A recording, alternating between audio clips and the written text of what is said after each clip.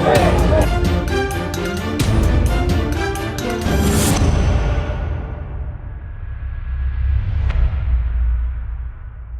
I'm having the great pleasure to be sitting here with a very, very special person for the network. This is Mr. Kari Valros, and he is the European ambassador of OneCoin.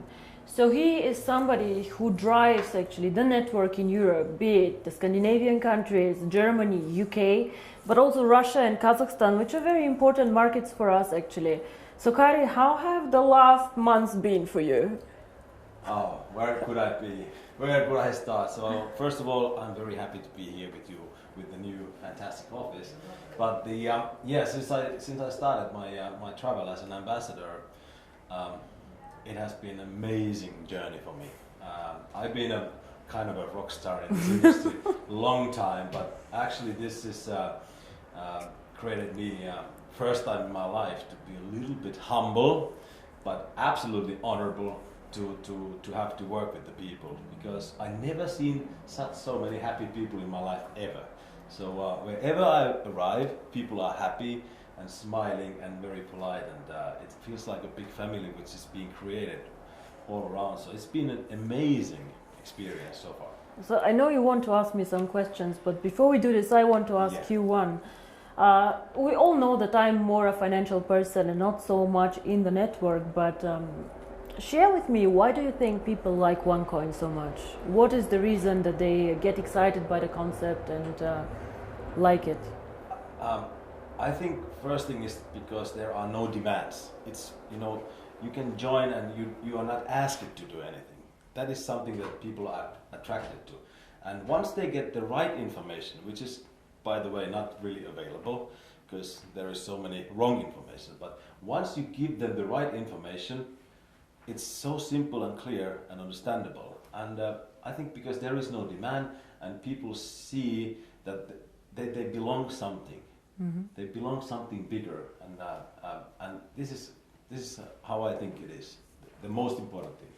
Well, this makes me, of course, very, very happy. Now, you want to ask me a few questions, so go ahead. Well, of course, I work basically in Europe and CIS. So, what Europe means to OneCoin? Well, Kari, we started actually. OneCoin was when we started.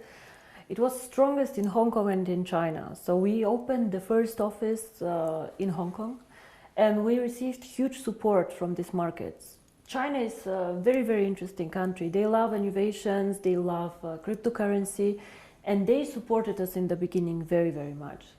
Then when I speak about cryptocurrency and the users of cryptocurrency, I believe the emerging markets will be the users actually of cryptocurrency, not so much Europe, because Europe is spoiled. If I want to send money from Bulgaria to Sweden, it's very fast, it goes really, really fast. Or the guys from Germany to UK. It is not that difficult, like for example from Singapore to India. But what for me is special about Europe is Europe normally are the earliest adopters to any technology. Very, very sophisticated people who understand innovation, who are the first ones trying it out. So whenever they get excited about something, it gets quite big actually in the world. All the iPhones and all this, they started in the US, but the Europeans also like this a lot. And I think the European market currently gives us huge support to roll out to the emerging markets. Even if they do not use the cryptocurrency so much, they practically enable all these people who will join later in Africa and in other markets to use OneCoin. For example, let's say you hold 10,000 OneCoins and in 3 years you decide to sell a part of this. Your buyers most probably will come all from emerging markets, because these people, they do not want to buy the currency as an investment, they want to buy it as a payment system, as a carrier of value. So for example, maybe some Indian person will buy 100 OneCoins from you in Singapore to be able to send this 100 OneCoins to his wife in India. And this is why I think Europe is extremely important. You cannot build a global currency, fast, borderless payments without Europe. We are one of the most developed markets out there, and I have huge support here. A lot of the leaders come from Europe, and I think this is one of the most important markets that we have actually.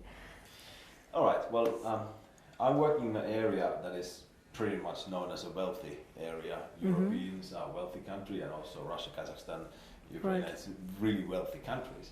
And they asked me the questions. Well, I know how I answer, but what is it? Because they are limiting the coin sales. So what is your answer to that? That why we are limiting the coin sales so drastically? I see. How they think that, you know, So your question somebody is, wants to sell more right. coins. So your question is, some of us mine coins and they go to the internal exchange, and some of us sell coins and buy coins. Yeah. So as OneCoin, as I say, is 1 year old, first of all. It's not like Bitcoin, it is not a liquid market yet. So it means that there might be a day where we have a huge demand for coin sales or huge demand for coin buying. And this is why we as a company always say buying and selling the coin should never be a reason why you join. The coin actually needs to be used. So we need to have some time, and I say always it's 3 to 5 years until we really manage to have a usability and a liquid market where you can do unlimited sales and buying actually on the market. Until then, Kari, if you do not have limits, for example, what can happen is that one person with a huge sales order or huge buy order can distort the price a lot. And this is what happens to Bitcoin often. I don't know if you see all this going up, down in a very, very big amount. And this is called volatility, and we do not want to have a very big volatility for our coin. People do not understand how it can be that Bitcoin today is worth $500 and tomorrow only $400 within a day. This is very disturbing, and if you are a merchant who takes Bitcoins, you don't want to have this. Because you want to be sure that if you take a Bitcoin today, it will not be valued 20% or 30% less tomorrow. Of course, you're very happy if it's valued 30% more, but it goes both sides. Absolutely, yeah. So cryptocurrency is one of the riskiest assets actually out there. High volatility, low liquidity on the markets. So for us to achieve a high liquidity, we need to work first on the value creation of the coin, on the liquidity, and it will take time. So all these people, why we have created this exchange? We have created it so people can learn to trade it, but it's not a self, the idea is not just that we go buy and sell the coin there, but we wait for the usability of the coin. This coin is very, very young. We have so much way to go, but we have created miracles already. So I'm looking very, very positive into the future. But remember, the internal exchange is demand and supply. So you have to find somebody who wants to sell coins to buy, and the other way around. So the company itself is not obliged to buy back your coins or to sell your coins. If I don't have coins, I cannot sell them. Yeah? And as a company, we do not buy back the coins. So it's always you selling your coins to somebody else or somebody else buying from you. Don't forget also a bit the time differences. When China sleeps, you're awake, and so on. So sometimes, as I said, the market is not liquid and not efficient yet. And then the other question is, which relate to that, is that how is the value created? Now, there are two questions I think inside here. First is what is the value of cryptocurrency, and the second is how do we determine today if one coin is valued €1, €2, or €5? Yes. So we have a concept which is called mining difficulty. And there are calculators out there on the internet for Bitcoin. Everybody can Google them. You just Google Bitcoin mining difficulty calculator and you see how this is calculated. It's a very, very simple thing. You calculate, one is electricity costs for the mining, and the second is computer power. So to mine a coin, you need obviously a computer to do some calculations and electricity to get the computer running. So depending on these two things, the mining difficulty grows or goes down. It goes both ways. It can go up, it can go down. The more miner join, however, the more people who want to mine, the higher the mining difficulty goes, because more of them are in the pools. And this is, of course, what happens to OneCoin. So you can simulate this with these calculators. It's nothing that OneCoin invented. And this is how we today measure the value of the coin. Yeah? So we say if it costs us €5 to create the coin due to electricity, the servers and the computer power, this is what we think is the appropriate price. Of course, it fluctuates up and down based on demand and supply, but always in a corridor actually that we have set. So this is how we determine the price today. And the second question that you had actually is, yeah, but one day we go to the open market, so how do we know what is the value of this cryptocurrency? Why is Bitcoin worth $400 and not 1,000 or whatever? And here, in my opinion, there are two things how we determine the value of cryptocurrency. Cryptocurrency is not backed up by anything. We know this. So it's actually worthless. So it's not backed up by gold. It's not backed up by any other asset. OneCoin is not backed up. Yeah? Bitcoin is not backed up. But there's still value inside, and I tell you why. One is, first of all, the brand. Bitcoin currently have a very strong brand. Everybody knows them. They were the first one. Of course, there are always good and bad things about the brand, but they are very well known. Milka Chocolate is a very well-known brand. Procter & Gamble are a very, very strong brand. So the more people joining OneCoin and the more people speaking about OneCoin, the stronger our brand becomes. And this, I think, is something that makes us really a family, because if you go in the network marketing approach and go and sell shampoo, it does not make you stronger if somebody on a sideline sells shampoo. Only your downline makes you happy. But here, if another team makes OneCoin popular out there, this makes also your coin stronger and your team stronger. And this is something very, very special about OneCoin, I think. So the brand. And we have currently about 2 million paid members. In the database, we have over 10 million people who know about OneCoin. So we for sure have more users than Bitcoin, for sure. We are different, we are in a different system, but there are 2 million people who tomorrow could start using the coin if we want to. And this is great. So this is one part of the value, but most people use Bitcoin currently as value storage, like gold. I put it in the safe and I keep it there, which is okay, but a bit of a dangerous concept. Everything that goes up can also go down, and you're not special. You know, and if you're not special, why use OneCoin? Why not use 2Coin, 3Coin, dark coin, who knows? So we are probably one of, or probably the only company who focuses so much on usability of cryptocurrency. Why cryptocurrency? How can it change the world? And our two slogans are the future of payments or join the financial revolution. We believe that actually cryptocurrency can be a vehicle for money transfers. So for example, as you do Western Union transfers, you can use cryptocurrency to do a transfer. Fast, borderless payments. And there's a huge demand for this. 2 billion of people have no bank account. 2 billion. Of course, we cannot capture all of them.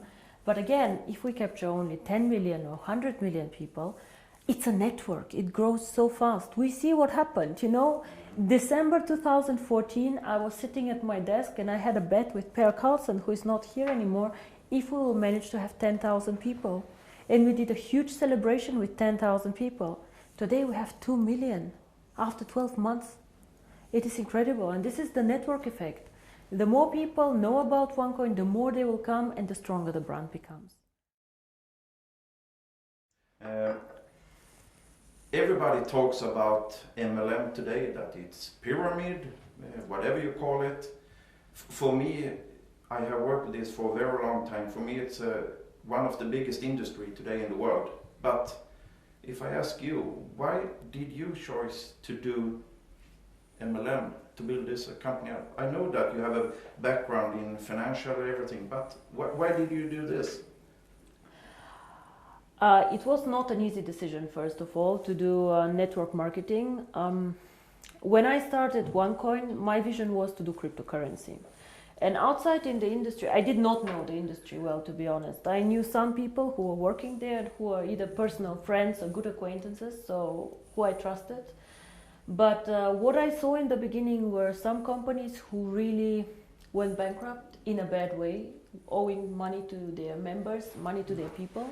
But I also saw some mainly product-based companies who were doing a very, very good job out there and an impressive track record.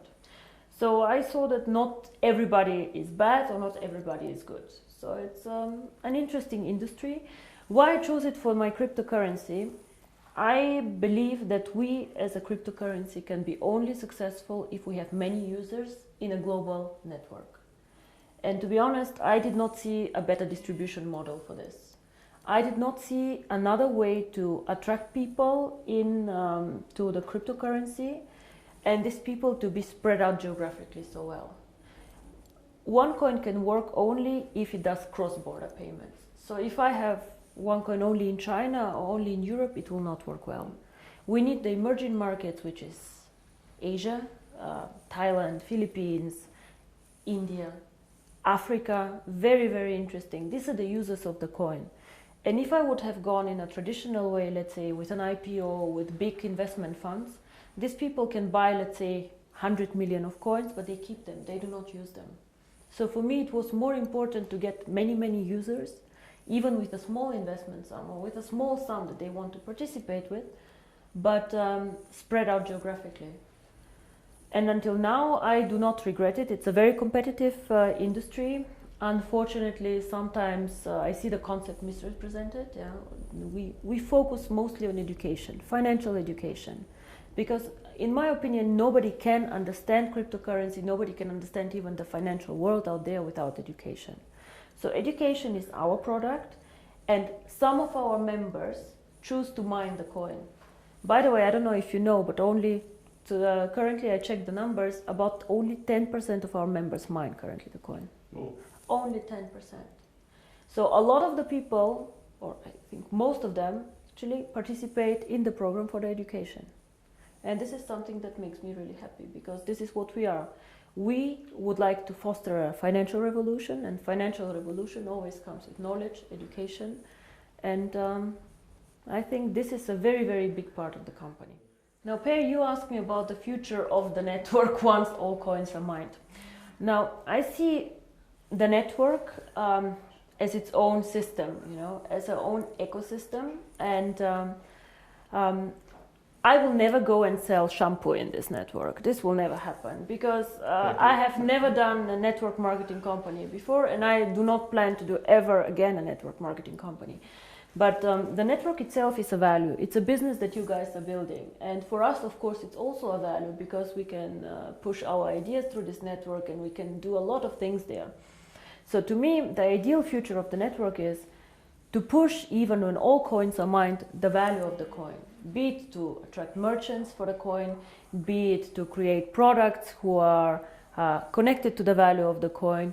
And all what this network should focus on is something that somehow enhances the value of the coin. You guys know that we did some acquisitions, actually some networks that joined us. For example, Conligos, OPN. All these networks somehow helped us to build up the coin. Either they had interesting software for us, or they were geographically interested. But we never let somebody join us just because it's good or just because it's more people. We always strategically think of the future of the coin and how to make it stronger.